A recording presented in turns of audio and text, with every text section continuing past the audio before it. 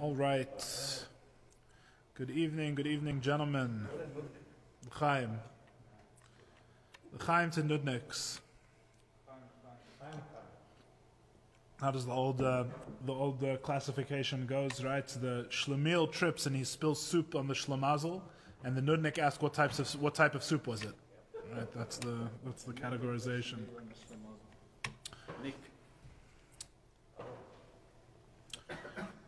I read once something that's somewhat related to last week's class. We were learning last week here, which is that there's a point where a caterpillar, or a certain type of caterpillar, I don't really know the details, I don't even know if it's true, but I read once that there's a point where a caterpillar in a cocoon is like 98% liquid before it turns into a butterfly. Its whole body dissolves in the cocoon until almost nothing solid is left. And then, after that point, the caterpillar becomes a butterfly. Now, on a interesting entomological facts website, that would be a mere curiosity.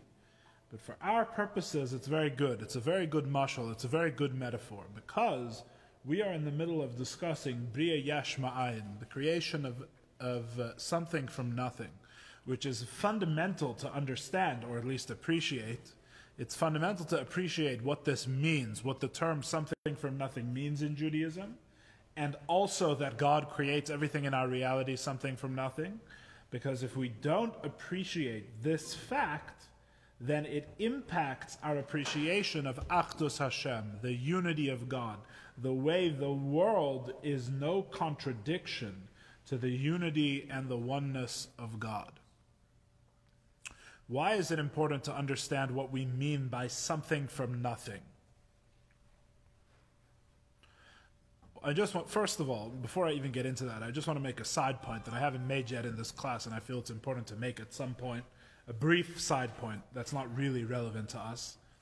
But the side point is as follows. The words yesh ma'ayin, creation, something from nothing, can mean many different things. Many different things. It can mean something comes about with no cause whatsoever. Right? It could mean that something is created from the very being and essence of God himself. Right? There's lots of different things this term could mean. It could mean something comes about that's very different from the thing that came before. The problem is that most of these translations or interpretations of these words are directly opposed to the true teaching of something from nothing in Judaism. In other words, if you make a mistake in this matter, if you don't understand what this means, not only are you mistaken, but you actually believe something that can lead to very, very wrong conclusions. It's a dangerous thing to mess around with or to not understand, not appreciate exactly what we're talking about when we say something from nothing. There's all sorts of, we touched a little bit last week, that this sort of thing, if you misunderstand it, it leads down to paths that are very, not just mistaken, but actively wrong, actively antithetical to Judaism. A person who believes these things will have trouble living a Jewish life and fulfilling the mitzvah of knowing God, because these beliefs are not just mistakes. These beliefs can actively harm the person's appreciation of God as intended in authentic and real Yiddishkeit, in real Judaism. And in fact, many people without a mindset of Kabbalah. Kabbalah means to be a recipient, to be a receptacle. Kabbalah is received wisdom. Many who felt they were not in the position just to receive wisdom, but to create their own wisdoms and to make syntheses and to put different ideas together and to come up with all their own philosophies. They weren't here just to learn. They were here to understand on their own terms. Many people have taken concepts like this from the Kabbalah and come to conclusions that are literally antithetical to Judaism and that every true master of the Kabbalah would reject out of hand. In other words, that no true Kabbalist has ever believed. Yet you can take these ideas and you can twist them and you can misunderstand them, sometimes on purpose, sometimes not on purpose, and reach all sorts of weird conclusions, right? Some people come to the conclusion that there is no reality called this world. Other people come to the conclusion that, never mind, there is no reality of this world. On the contrary, the reality of this world is God. And literally everything in this world is just an extension of God himself, what's called pantheism, which is also antithetical to true Jewish belief. So these matters are easily misunderstood. I just wanted to make this parenthetical. It's important to know. It's important to know what we don't know. It's important to know where to tread lightly and tread carefully and make sure that we really understand what's going on before we draw conclusions or anything like that. And this is one of those areas. Now, why is it important for the unity of godliness, as we were saying before, to understand something from nothing? Well, it's like this. As we were discussing last week, the Torah, the Chumash, describes God's creation in two different ways. There's the word bara, which just means creating, which is like a null. It's like the Torah is specifically not telling us what it's talking about. The Torah doesn't say what the calling creation, just creation, doesn't tell you anything. Created how? Created by what means? Created in what fashion? That's the verb for God's creating. In the first verse of the Torah, in the beginning God created. He created, and there is no description. The word just means created. It's a null. You could say it's a cipher. It's a code, right? There's no the meaning of this word is no clear. It's just one word, right? Which means created. So there's a creator and there's a creation, but what's in between, how one produces the other, is very difficult to assess just from the words. And then later, the Torah starts talking about how God creates through a process. Things aren't just created with no explanation. There's a process. God says, "Let there be light," and there was light, which is interesting because you have God, you have the result, which is light, but then you have a process in between that gets from one to the other, which is God speaking. That's how it's described in the Torah. These two descriptions of God's creation, of bara, which has no description of a process, it's just one word describing an action, and the description of God's process of speech, we say in the Kabbalah and Chassidus that God uses both of these to create. There's two different descriptions because God in fact does both things, as we discussed last week. There is the creation with no description of what takes place, which is very significant, which is what we call yesh ma'ayin, something from nothing. And then there is the creation, which is with a process. God speaks, and the thing comes into being. You need to understand both of these things if you want to understand the Chassidic proposition, the Chassidic reading of the verse, Ani havaya lo shanisi, I, God, have not changed. That the creation of the world makes no change to God whatsoever. This is the fundamental principle in our discourse in Achdus Hashem, in the divine unity. What do we mean that God is one in relation to the world? We mean that despite the fact that God is constantly involved in the creation of the world, and despite the fact of his very close relationship with the world and his presence within the world, despite all of this, the creation of the world does not change God at all. And in fact, as should be coming out of these classes, the two things go together. It is because God is not changed at all that he is infinitely, intimately involved in our reality and in what goes on in our world. He is creating it and running it at every moment. Now, how can you say that nothing has changed relative to God? That to God now is exactly the same as before the universe was created. Of course, the word before in this case used, as we always use it in this context, meaning something, because we don't know what it means before there was time, and time is also a creation. But setting that aside, before the world was created, and after the world was created, to God is exactly the same. And that's the truest idea of Achdus Hashem. The truest idea of the divine unity is that the world poses no true change compared to before there was a world, which is a different way of saying that God is absolutely everywhere, with no room for there to be anything other than godliness, just as he was before he created. Before God created, all there was God. There was one absolute, necessary, eternal being. And after God has created, there is also one absolute, eternal being. Nothing has changed. How can you say such a thing without saying that the world is not created or that the world is God, right? Without making any of the aforementioned mistakes.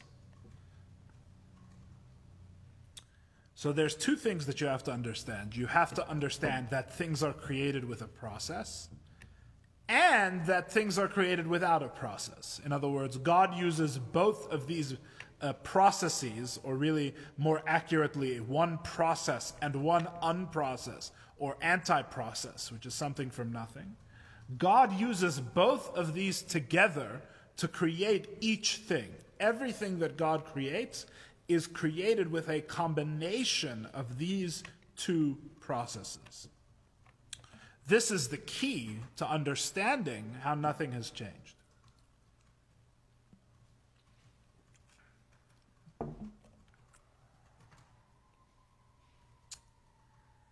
And you need both. On the one hand, you need a process. You need to understand that God creates with a process. If God does not create with a process, then God is eternally distant from the creation. The creation and God are two things that never truly meet.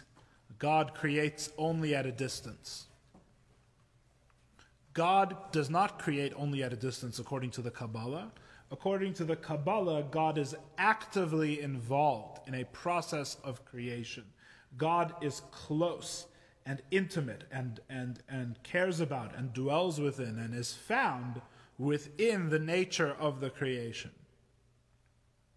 But if God is involved, and God is close, and God is very close everywhere, how can it be that nothing has changed? In other words, or to put it slightly differently, I understand if you enter into some kind of process, like if I enter into a process of friendship with someone, right, or some kind of agreement, some kind of relationship, that means we're closer, right? But how can I both enter into a relationship and have nothing change in me by that process? That's the challenge.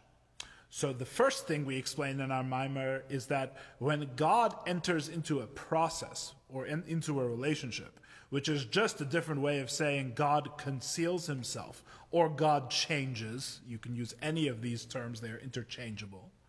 When God does any of these things, it's not the way that we do it. When God does these things, the only thing he can conceal himself with is weiter, is further himself.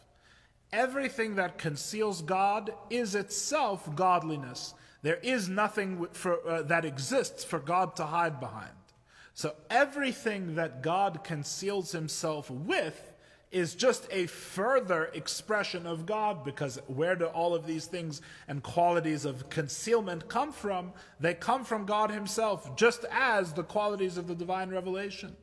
And since we have a principle of ein etzem master al etzem, a self cannot conceal a self, Really, when you're looking at the concealment of God in this process, right? When you're looking at God changing his relationship with things, when you're looking at God lowering himself down to relate and to enter into these relationships, what are you really looking at? What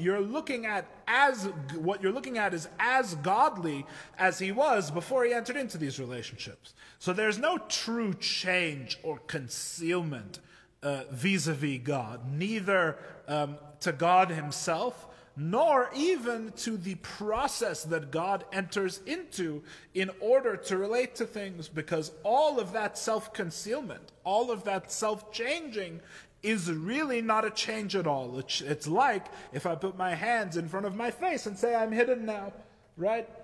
I'm not hidden at all. You're still looking at me. You're looking at a different aspect of me maybe, but nevertheless, it's me that you're looking at. My hands are no less me than my face, right? But now we come to another question, because God is not just changing himself and concealing himself to enter into relationships and processes. God is actually separating things out and making new things, right? It's not just God and his relation that's here. There is a receiver, there is a recipient of these processes, of these relationships of God, which are called creations, nivroim. God is making a new thing. How can you say that that is no change in God? Because first there was only God, and now there's God and this nivra, there's something else, right? The answer to this question is from the other side. Now we have to understand how everything is created not just with a process, but also something from nothing. Also yesh ma'ayin. That's where the other method of God's creation comes in. Or the unmethod, the anti-method of God's creation. The fact that everything is created something from nothing means that, as we discussed last week, what we really mean when we say something is created something from nothing is that it comes from God in such a way where it did not exist in potential in its cause. I'll say that again.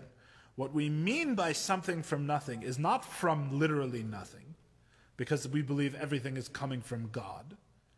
What we mean something from nothing is that the result or the effect did not exist in potential in its cause, which is what we spent most of last week talking about.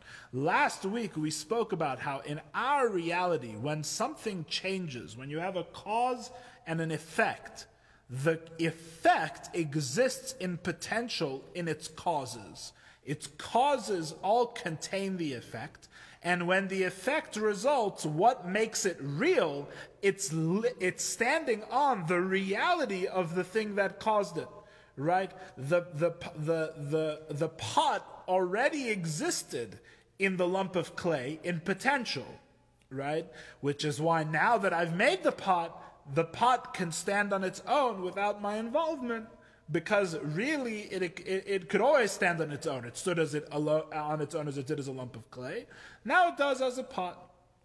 It existed in potential previously, and since it existed in potential, in its causes, because really the pot has not just the clay, but the potter has a cause, multiple causes. Everything in our reality has multiple causes. When it existed in its prior cause, it existed there in potential. God does not have to create in this way. God can act, unlike everything in our reality. God alone can act in such a way where the result did not exist in potential in the cause. The result is caused without having existed in potential.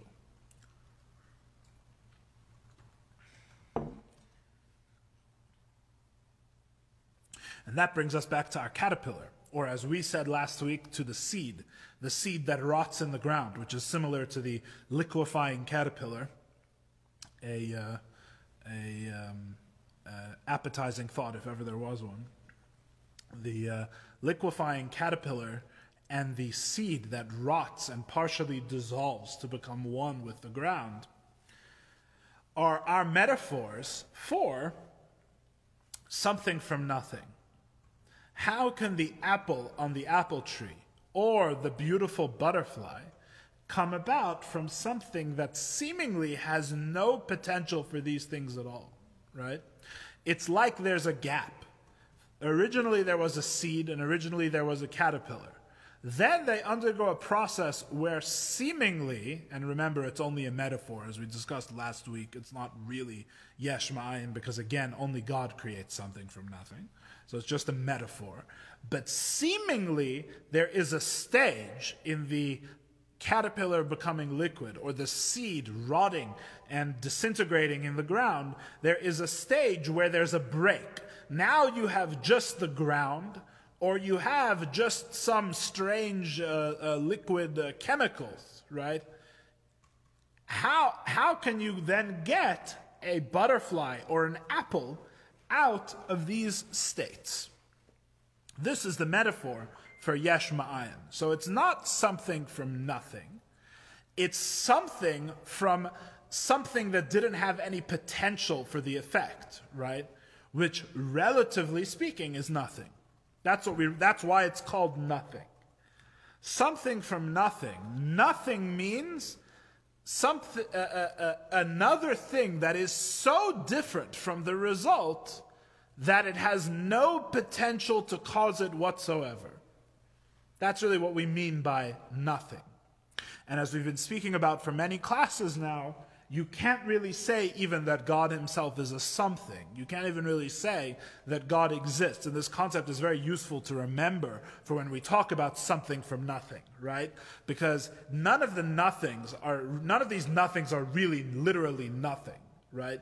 What we mean is a relative nothing. We mean that it's a stage that somehow produces another stage without that later stage existing in potential in the previous stage. The effect is not a revelation of the cause. The effect does not express the cause in a different place. On the contrary, it works the exact opposite of cause and effect in our reality. The effect is a concealment of the cause.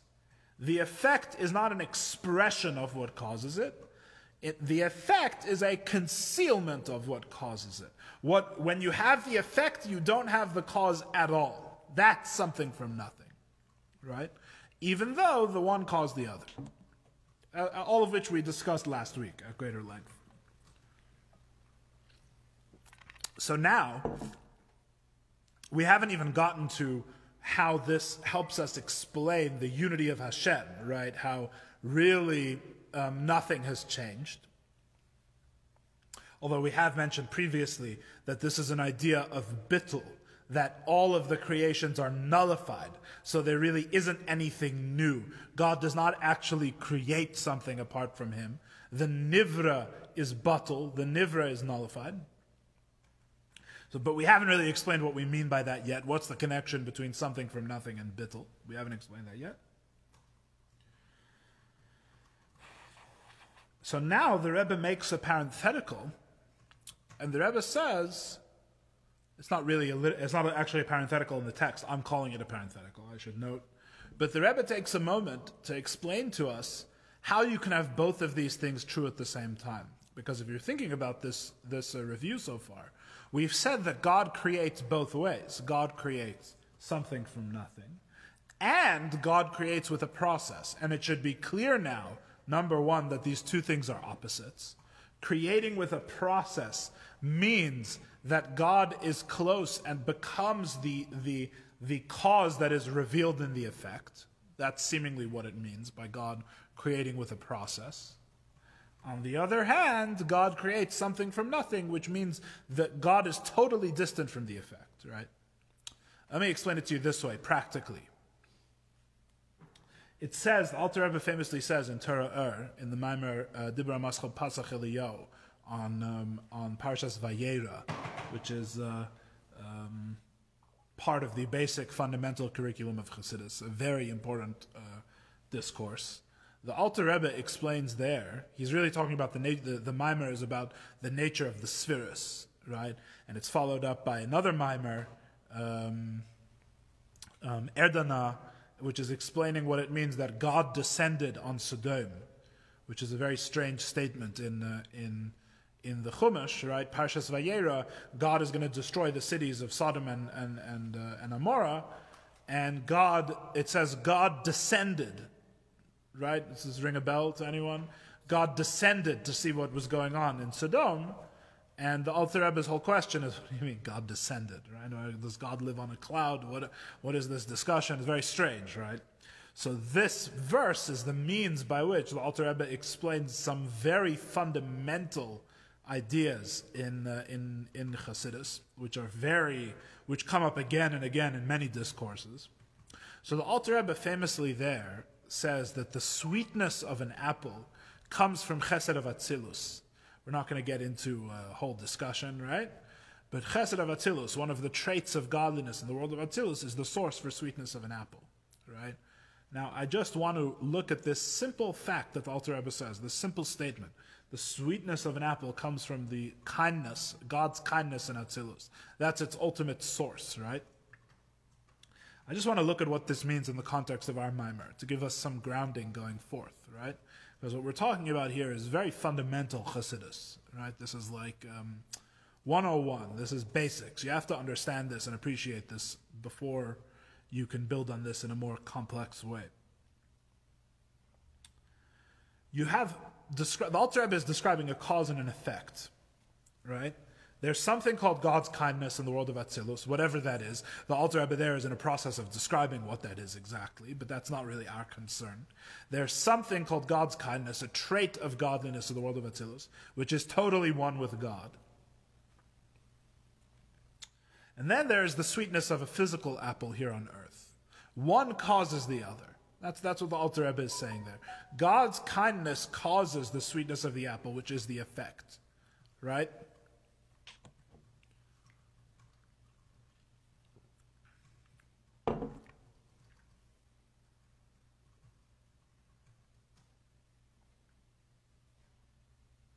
Why is it important to say God's kindness causes the sweetness of the apple?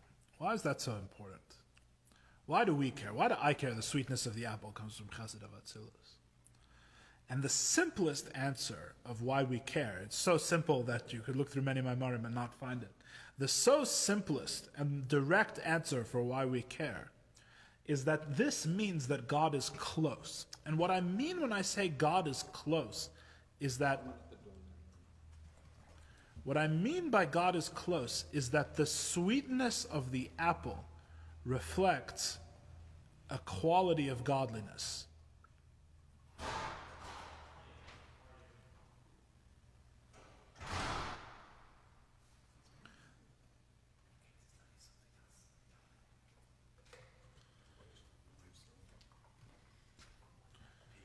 Good evening.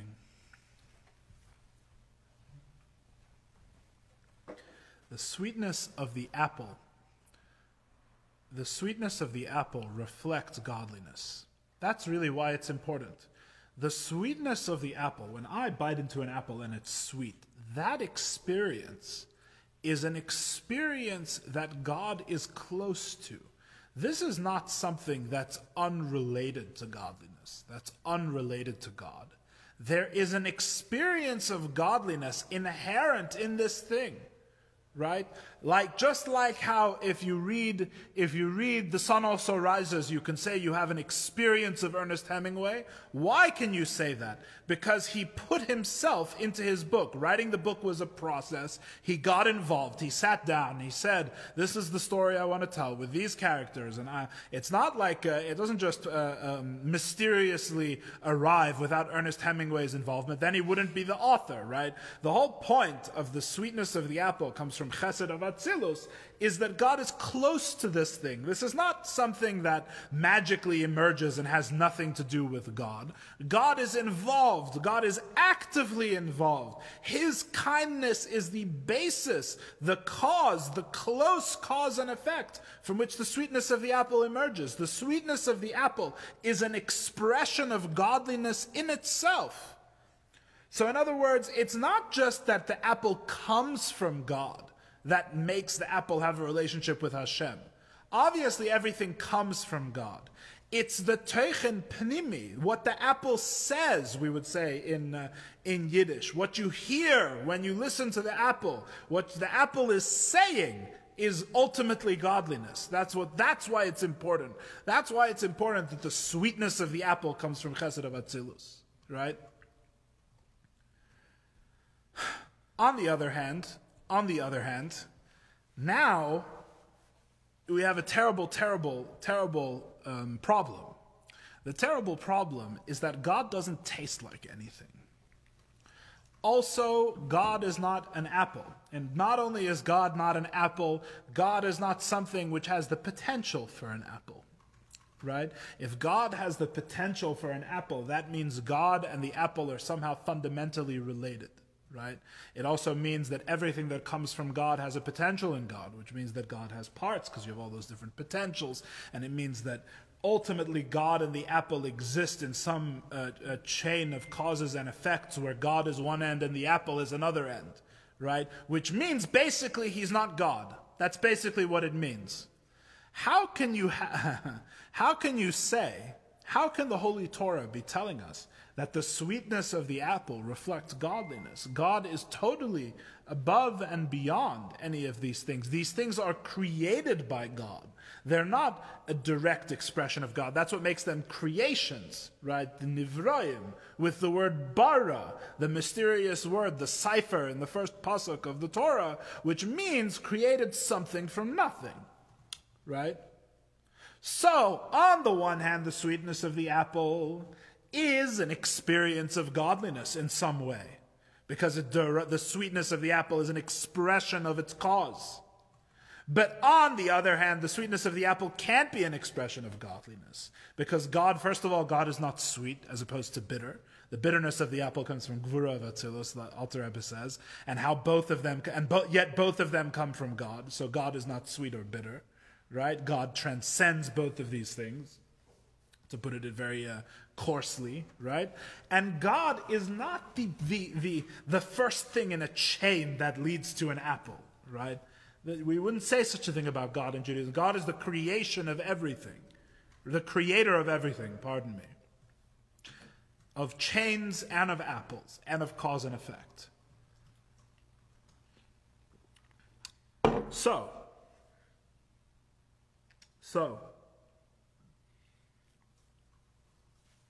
both of these things are true. That's what we mean when we say that you need both. You're not really understanding what Chassidus says if you have only the process. Only the process makes God very close. But if you have only the process, that means what you're talking about is not God. The God is not just a cause of effects that are in the world. That's not what God is. On the other hand, if you say God creates only something from nothing, that means that your everyday experience of the world around you has nothing to do with God whatsoever. There's something that's totally separate from God. This experience of eating an apple has absolutely nothing to do with godliness. God is not close. God is not involved. God is distant. God is the original creator of the world, which means that he has nothing fundamentally to do with its teichen. What the world is cannot reflect what God is in any way whatsoever, right?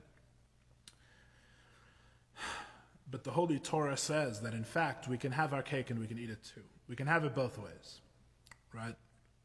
This is fundamental. This is so core and fundamental to understanding the way Chassidus, the way Kabbalah and Chassidus look at Yiddishkeit, look at Judaism. God is involved in the world. God brings about the apple in two ways. There's two things involved in bringing out the apple. There is a process and there is an unprocess. There is some way in which God is intimately involved in the sweetness of the apple. And there is another way in which the apple and God are infinitely removed one from the other. You could never ever reach God himself from an apple. Totally impossible to reach God. In fact, it's impossible to even reach the lowest godliness in the world of Asiya from a physical apple. That's how far away it is, and that's just the lowest of the levels of the lowest of the four worlds. How can both of these be true? That is what the Rebbe Rashab takes a moment to explain to us in our mimer, how both of these can be true. Are there any questions so far? I'm about to start reading. Are there any questions? Yes. The word bara, that's why I took it. It's not only at the beginning, Elohim bara, and then it stops. Yeah. The Taninim also bara, Yeah. and the humans also bara. Mm-hmm. So it's a mix. Correct. Correct. I'm saying very simple. I agree with you. It says bara again. Absolutely. There's other contexts as well, which doesn't contradict what we're saying. On the contrary, it enforces it. Both of these things are involved in multiple steps, right? I'm saying, I was trying to say very simple. I never got past the third pasuk, right? That's where I'm still stuck, right? I'm only 3 psukim in, but even in the first 3 psukim, you have both of these dynamics, right? Even in the first 3 verses, you have both of these things. So,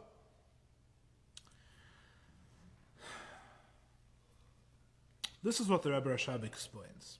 The Rebbe Rashab says as follows. We are 1, 2, 3, 4, 5, 6 lines up from the bottom of Lamed Tes at the end of the line.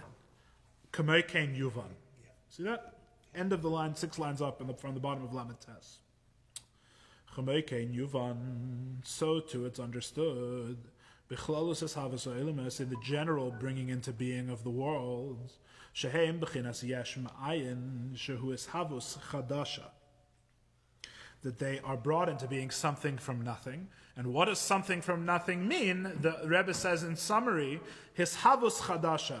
They are a new coming into being, which if you think about it, is exactly how we've described something from nothing. Something from nothing means that the something is totally new relative to the nothing. There was no potential, that's why we call it nothing, right? The effect is totally new relative to its cause. And now the Rebbe asks, Hagam de behechrech loimar shakol davar shenishav hayakol tchila b'mechere. Even though we are compelled to say that everything that is brought into being was first included within its source. And what does not exist in potential cannot exist in actuality. In other words, what are we to make of this idea of something from nothing? How can something come from a source and yet be totally new? Right? What do you mean the world if it's totally new, then it doesn't come from God. If it comes from God, it's not totally new. In other words, are we going to have to just accept this on faith? Is there any way to understand what we're talking about? Everything exists in potential in its source, right?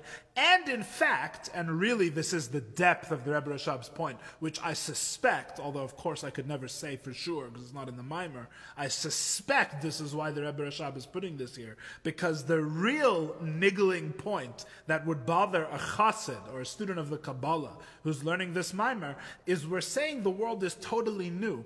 But if you say the world is totally new, that means God is far away from it.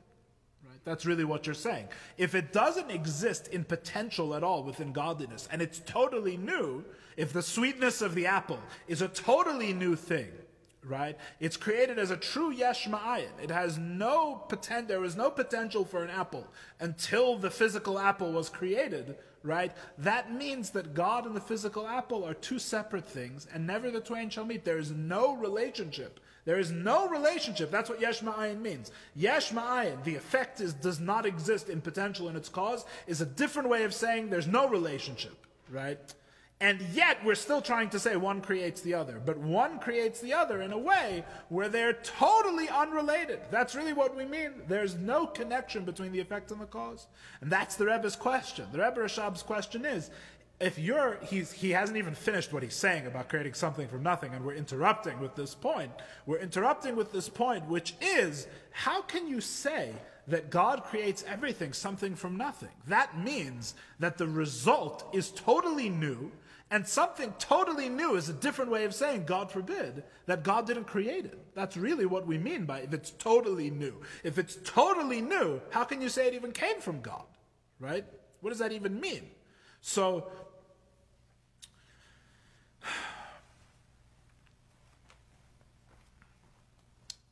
we could say, I'm saying this in my own words now, We could say that this is something just to accept on faith, right?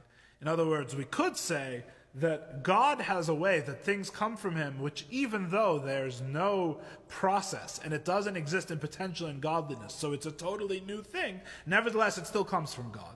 And even though this is a contradiction, nevertheless God can make contradictions, etc. That's one thing we could say. That's not what the Rebbe says. That's not what the Rebbe says. The Rebbe says differently here. The Rebbe says as follows. The Rebbe says, pardon me, the end of the question. And since the worlds are brought into being, they were included first within their source. Right? God, after all, God is creating the world. So if God is creating it, that means that once it was within God. And now God has created it, now it's outside of God. It comes from God. What do you mean it's a totally new creation? The idea is in truth, the world was originally included within its source. We don't say, God forbid, that the world truly is a totally new thing. If the world truly was a totally new thing, that would mean God had nothing to do with it. God forbid. That God was somehow totally separate from the world. That's not true. In truth, says the Rebbe Rashab, the world was included within its source. And now the question goes in the opposite direction. So then what do we mean something from nothing? If in truth the world was originally included within godliness, then what do we mean something from nothing? So the Rebbe Rashab is going to explain. In truth, the effect was included in its cause. However, the beautiful pen of the Rebbe Rashab, which is very precise, by the way. What existed in its source, we're still at the bottom of Lamites on the last line, what existed previously in its source was not the etzem metzius hayesh, which means the independent being itself. You might say it slightly less literal, but more fancy English, you could say the contingent self of the thing did not exist in its source. Just the idea? We're going to say exactly what it was. So the sweetness of the apple did exist in its source. That's what the Alter Rebbe is saying, right? In Torah where he says the sweetness of the apple comes from Chabad Chassidus. It does exist in its source. It does come from its source. However, the etzem metzius hayesh did not exist in its source. The independent being itself, or you would say the form of being that it attains separate from its source, did not exist within its source. What does he mean? It was only the spiritual aspect of the thing that existed included within its source. For example, metaphorically, Adam habeinen binyan, a person builds a building, bayis, a house. First, it ascends in the person's will to build this house. They have the desire to build a house. By the way, the building of the house is one of the metaphors in Chassidus that is used many, many, many times. In many different ways, by the way. Chassidus' metaphors, it often comes from surprising new angles to say new things, right? So there's a few core metaphors in the Rebbe Rashab's Maimarim. One of them is building a house, all over the place, building a house. By the end, you understand a lot about building a house, according to Chassidus. Another one is the Rav and the Talmud, famously, right? The teacher and the student is another. Teacher trying to teach a student is another famous metaphor. We're going to see later in this Maimer, God willing, the throwing of the rock, which is a classic of the Rebbe Rashab, which I'm very excited is in our Maimer, because we have never taught it in this class yet. So somehow we've managed to dodge it until now. But we're going to learn something really new, the throwing of the rock, which is very exciting. It's one of my favorites. We mentioned it when we learned Tanya, because Rebbe Yel, who we were basing our Tanya classes on, mentioned it in his appendices, but it's not actually mentioned by the Alter Rebbe in Tanya. Here is an original primary source for the idea of the throwing of the rock. And by the way, there's multiple throwing of the rock. Sometimes the rock is thrown up, sometimes the rock is thrown down. It's a whole thing, the throwing of the rock. So before we get to the throwing of the rock, we have the building of the house, right? A person wants to build the house. V'achar kach chashav ba shatia ba'efen kazeh o kazeh. So first is the fundamental desire to build the house. Then he thinks, right, it's a process. First you have the desire, I'm going to build a house. Then you sit down and you say, okay, well, how do I want the house to be? I want it to be a 3-room French provincial, right, or whatever it is. Ad shabal yedei peil. And then he actually goes and does it. Then he actually builds a house, right? If he did not initially have the will and the thought of the house,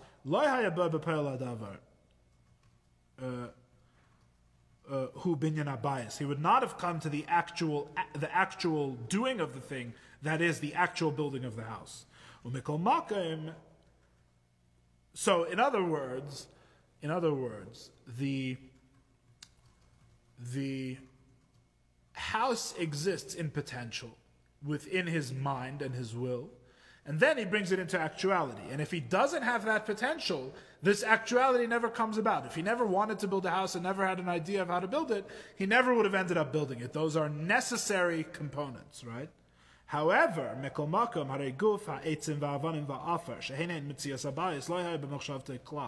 the actual wood and stones and earth, which these are the very being of the house. If you took away all of these physical things, there would be no house. When the guy had the idea to build a house and he didn't have wood or stone or earth, he had no house. There was no house here, right? These things, they did not exist in his thought at all. He did not have wood in his brain, although sometimes we feel that way.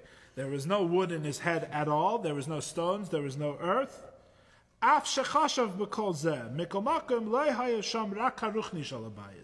Even though he was thinking about how to build it, nothing was there except the spiritual aspect of the house. But not its physical self. The Kacha Yuvan al derech mashal, so too will understand, pardon me, al derech dugma, for example, Lamaila, about what it talks about when we talk about God. This, that the things, the worlds exist in their source, which we have admitted that the worlds do exist in their source, right? Just like the sweetness of the apple exists, and its source is Chesed of Atzilus, and it's truly its source. It is found there in potential, right? So to speak. This refers only to the spiritual aspect of the world. In other words, what we are talking about is the soul of things. The soul of a thing, we say God creates 2 ways, process and no process, right? He creates, things are found in potential in their source, and things are not found in potential in their source. This is a different way of saying God creates souls and bodies. God creates, there's 2 things, which the original soul and body, as they're found up in spirituality, has many different names, the dichotomy. You could call it Havaya and Elokim, 2 different names of God. You could call it and Kli, light and vessel is what it's often called. These represent the 2 different ways of creation have 2 different results. And both are used in everything. Everything has both. This mug has a soul and a body.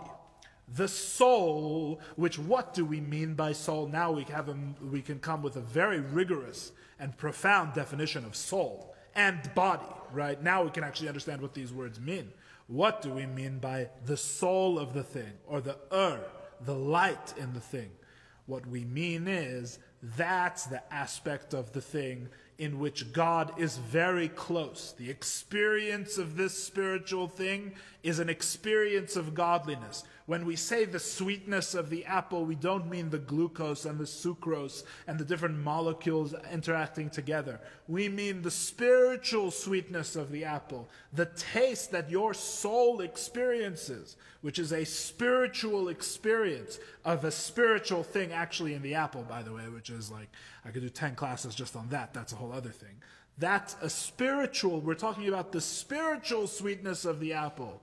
The spiritual sweetness of the apple, God creates as a process. It comes from its source in Chesed of Atzilus, of God's kindness. And it exists there in potential. There's a process where it comes down through the worlds. Chesed of Atzilus comes into Chesed of Bria. That comes down and all through, of course, all through Malchus and the other spheres, vastly oversimplifying. And then that comes into Yetzirah. And then that comes into Asiyah. And then that comes into Asiyah Hagashmi Elam Hazah Tachta, in the lowest of all worlds, this physical world. And it comes down and it's in that apple, and that is an expression in a chain of cause and effect all the way back to its original source in godliness. To put it very simply, the truth is that even in the Maimar where the Alter Rebbe talks about the sweetness of the apple, he says the sweetness of the apple is only its mezeg is like Chesed of Atzilus. Which I don't even know what that means. Mezeg? I know what the translation is, but I don't know what it means, right? So in other words, the Alter Rebbe says basically that... But just a second, when you say Nephesh, you mean, when I say soul, it's Nephesh. Lav Davka. No, it's the Ruchni. He's here calling it the Ruchni. I'll stick with the same thing, because I don't want to commit myself to that. It's the Ruchni Shebedava, right? The thing is that it's the spiritual aspect of the thing. What we mean by the spiritual aspect, there's many levels. Right? So there's the spiritual of the more physical. Then there's the spiritual of the less physical, right? There's the soul of the soul. There's the spiritual of the spiritual. It's subtle. Even a stone cannot exist. Correct. So what do we mean by that? What do we mean by the Nephesh of the stone, right? So when we say that, and the Alter Rebbe is explaining those words of the Arizal, like we learned in Tanya at the end of chapter 1 of Sha'ar Yichud V'Emunah, the Alter Rebbe there says it's the Dvar Havaya, right? Which is very edel. It's a very edel way of saying it. It's not clear. From that, it's less clear than the sweetness of the apple, which is why I'm using the sweetness of the apple, right? Because I'm not even sure if the Dvar Havaya there is exactly what we're talking about here. That's why I don't want to say it's Nephesh, right? The truth is that you can now see how thin the veneer of my knowledge is that that's already getting a little bit past where I truly understand exactly what's going on, to be honest. That's why I'm using the sweetness of the apple, because it's something I can sink my teeth into to turn a phrase, right? It's something I can actually understand. It's one line, but at least I can understand it, right? So the Alter Rebbe even there says like this. This is just about the soul, the spiritual aspect of the thing, right? Alter Rebbe says there that the sweetness of the apple comes from kindness of Atzilus. The bitterness of a bitter apple, right, comes from Gvura of Atzilus, right? And the Alter Rebbe says, but don't think for a second that if you actually saw these things in Atzilus, you would be able to say, oh, that one's Chesed, that one's Gvura. We have no idea what those things are, right?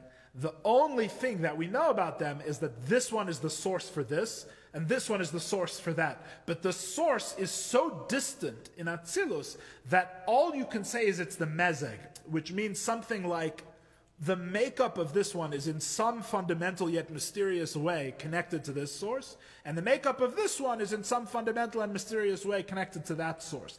Don't think that the physical experience of sweetness versus bitterness at all reflects the nature of these things. If you just bite into apples and then you were taken magically to Atzilus to see the different spheres, you would not recognize that this was the source of one and this was the source of the other. It's only in the mezeg. It's in a very refined, that's what we're trying to say here basically. When you get into the soul of sweetness, right, which will involve further abstraction from the physical sense. The physical sense is very grub, right? If it can be conveyed, it's very coarse. It's very, what's the word for grub in Hebrew? The opposite of dak or adin in Hebrew. Gas. Gas, thank you. It's gas. I don't know what happened. I knew that. It's very gas, right? It's very coarse. It's very gross. Gross and gas are similar, so I'll try and remember that for the future. So the thing is very, or av, right? Gas va'av, right? As opposed to dak v'ruchani. Mezeg is from the word mizug. Yeah, to mix. Exactly, yep. It's the general mix of the thing. I don't know what that means. when you pour wine, you're mosaic. Yep. Mixing. Yep. Mixing of fluids. How that word, how that helps us, I don't know. We're mixing the ruchni with the yashmi. Yeah. Whatever it means. The point is that the sweetness of the apple is something that's conveyed by actual sugars within the apple. Nothing that is conveyed by actual sugars is going to be anything like Chesed of Atzilus. What the Alter Rebbe means is that if you went into the sweetness of the sweet apple and you could find the neshama, the ruchnius shebagashmius, right? And then you went into that and you found the ruchnius of that, and then you went into that and you found the ruchnius of that, and you were able, if you were refined enough, and it's not a physical sensitivity, it's a spiritual sensitivity, that you could go into the experience and find the depth of the experience, you would eventually find, I don't know if Chesed of Atzilus is directly experienceable by the soul, by the way, I don't know, but you would find in some sense that Chesed of Atzilus was the original source of this thing. So we mean, you have to understand, you have to lahafshit hadvarim magash miyusam.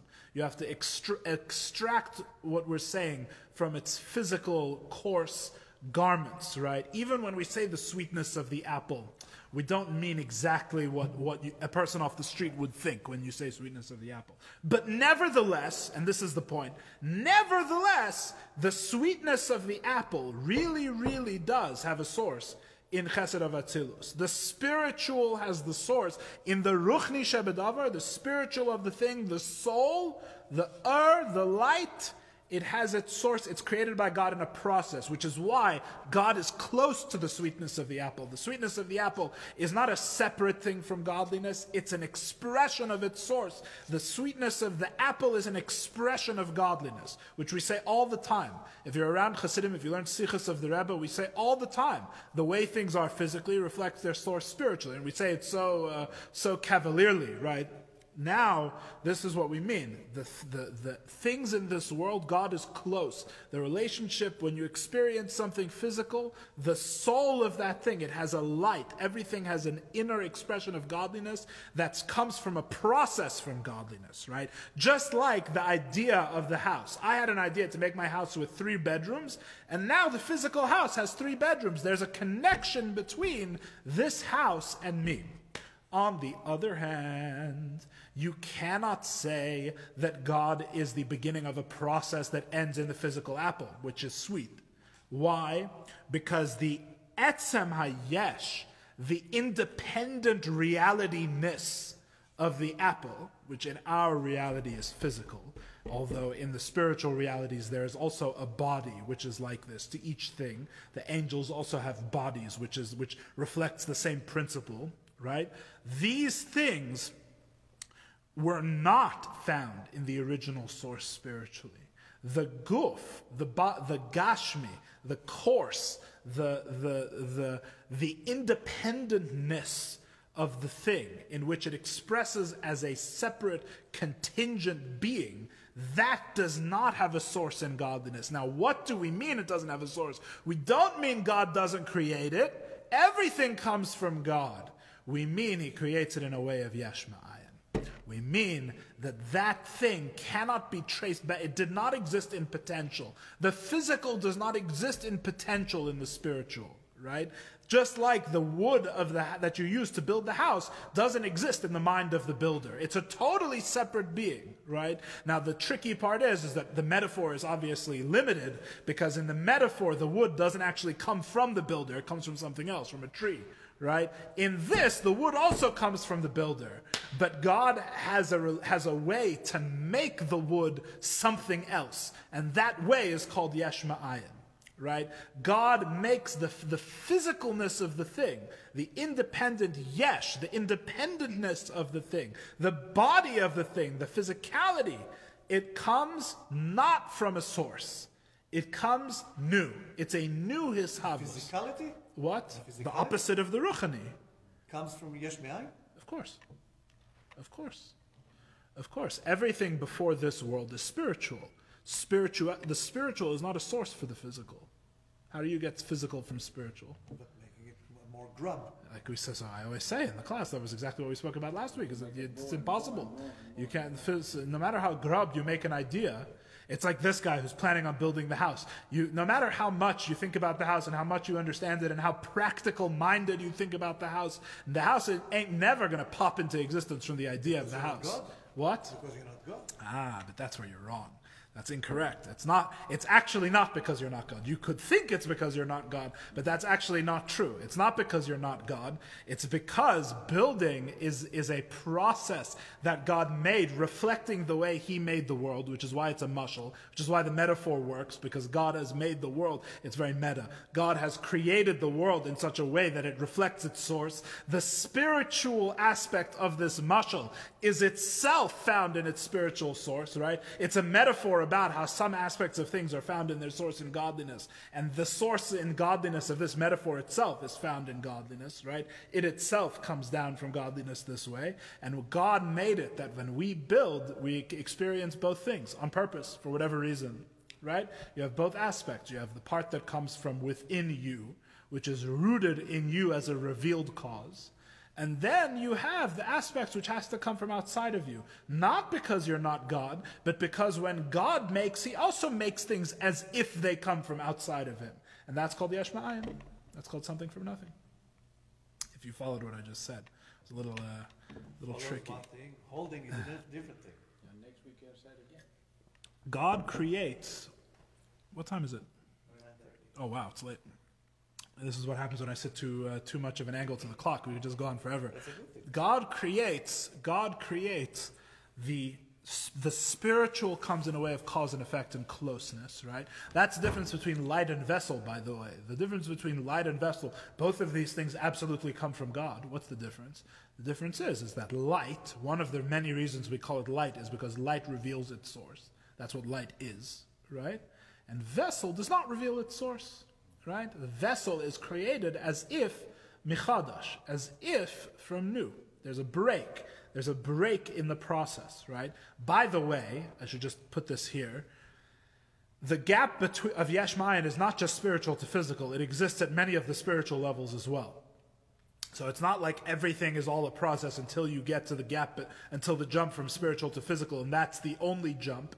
As I was saying before, there's a body at every level. There's lots of levels of Yesh Ma'ayin, all throughout the process. The process is full of holes, full of gaps, that God crosses in a way of Yesh Ma'ayin, where the effect does not exist in potential in its cause. Let me just see if there's any more to read tonight. I want to get us to a certain place. It won't take long if there is.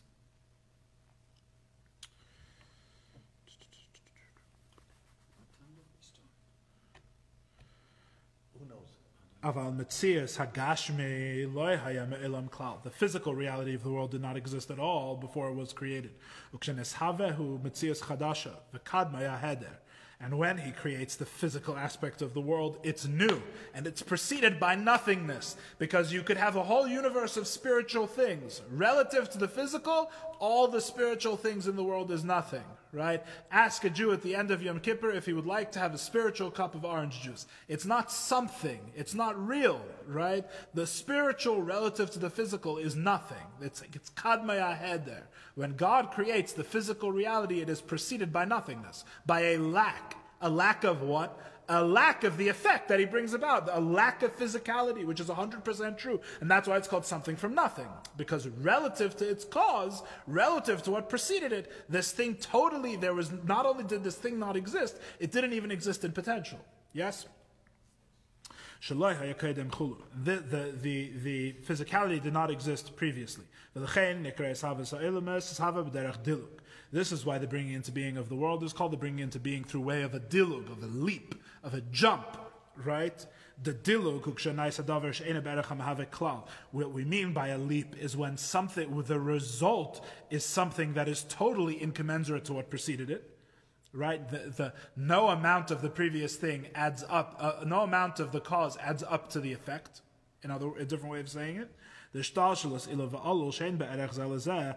the chain-like order of cause and effect that we know in our reality is when the things are commensurate one to the other. And because they're commensurate one to another, that's why they actually exist within each other. The effect exists in potential in the cause, and the cause exists in revelation in the effect. I'm saying it fast, but I'm not telling you anything I didn't say already tonight. Hareze b'seder v'hadraga. That's called orderly, an orderly procession. Masha'ein kein yesh ma'ayin ruchni v'gashmi, unlike something from nothing, which means physical from spiritual. Sha'gashmi ein berech haruchni klal, where the physical is not comparable to the spiritual at all, is not commensurate. Im kein masha nesava agashmi meruchni, this that the physicality is brought into being from spirituality. Ena b'seder b'adraga is not in order or a process. Ki'im b'derech dilug, rather it is a leap. Okay, so ishtalshalut and not ishtalshalut. That's exactly right. You have hishtalshalus within hishtalshalus, and lamayla min hishtalshalus you have memale and sevev, panemius, makif, which is the same as havaya elokim, right? It's in other words, you've heard all of this before. You're just hearing it in a way that's very like, which is the point, right? Because we're doing an Achdus Hashem Maimer. The Achdus Hashem Maimer has the advantage that it's supposed to change the way you look at the world. So it's not all up here, right? We're talking very practically. This physical thing does not contradict the reality of God. In fact, it's as if nothing changed. Nothing changed since before the thing was created. And we'll talk more about that. We haven't even yet explained why Yesh Ma'ayin means that nothing has changed. This was all, like I said before, somewhat of a parenthetical or a side point. Now, next week, God willing, we're going to get back and explain with the throwing of the rock, God willing, which is the famous metaphor, why the creation of the world, something from nothing, right, means that the world is not anything addition, means that nothing has changed, in other words, relative to God. We'll explain, continue next week, God willing.